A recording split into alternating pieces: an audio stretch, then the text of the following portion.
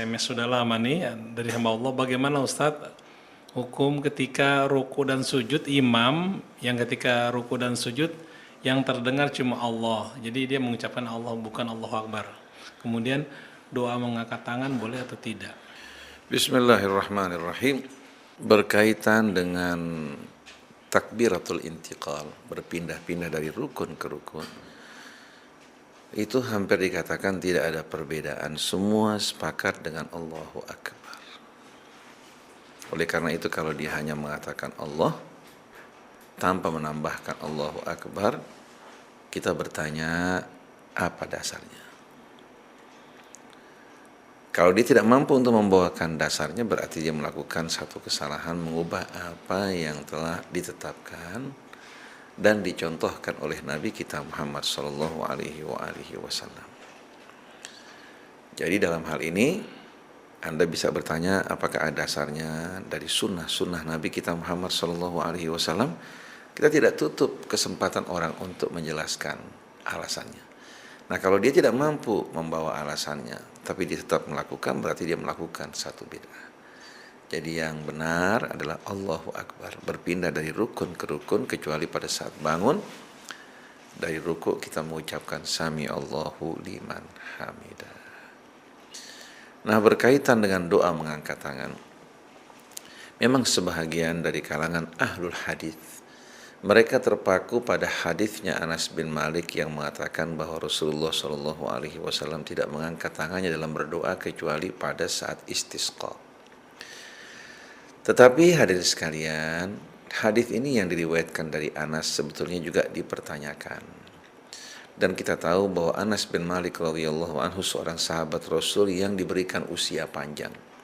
Dalam riwayat bahkan usianya sampai 120 tahun.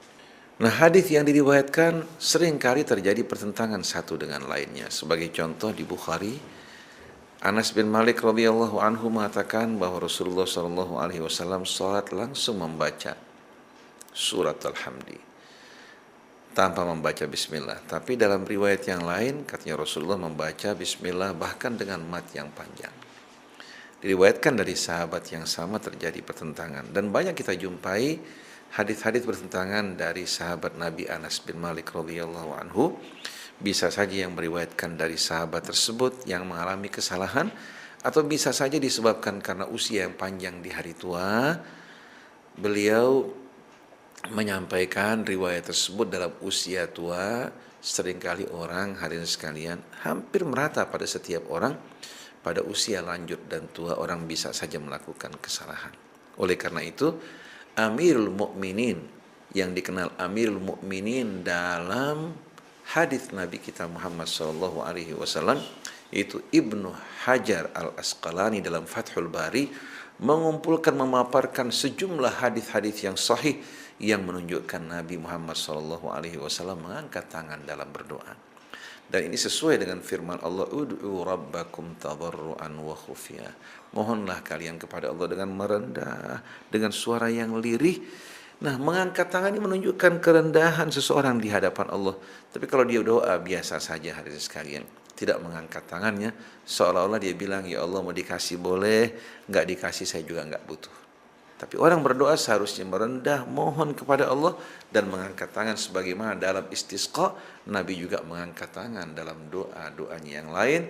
Silahkan periksa Fathul Bari, berbagai macam pemaparan dan riwayat yang diriwayatkan dari Ibnu Hajar Al-Asqalani yang dikenal sebagai Amirul Mukminin dalam hadis Nabi kita Muhammad sallallahu alaihi wasallam.